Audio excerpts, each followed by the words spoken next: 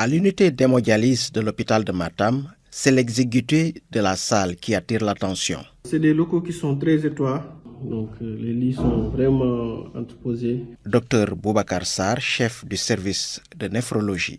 On n'a pas de salle d'urgence. Les patients aussi se plaignent, ils n'ont pas de toilette. C'est très compliqué pour eux.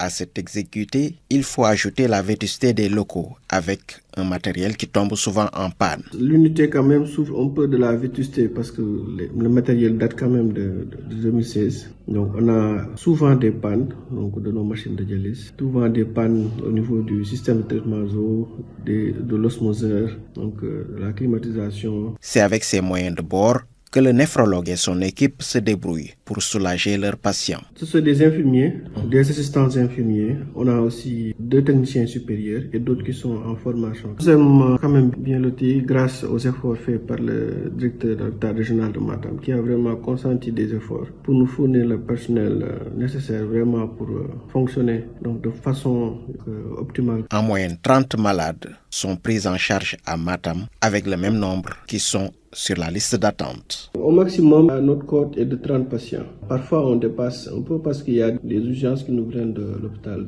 d'Ourossogui et qui n'ont pas de centre de dialyse. Et que ce soit Kanel, Bakel, Ranérou, tous ces hôpitaux-là, toutes les urgences néphrologiques qui doivent dialyser sont renvoyées vers l'hôpital régional de Matam. Pour pouvoir satisfaire la forte demande, Dr Sarr et son équipe souhaitent l'érection d'un centre d'hémodialyse à l'hôpital de Matam. Vraiment, si on avait un centre moderne, nous pourrions augmenter la capacité des lits, avoir des salles d'urgence, augmenter considérablement le nombre de patients. Matam Bassirou Kane, Radio Sénégal.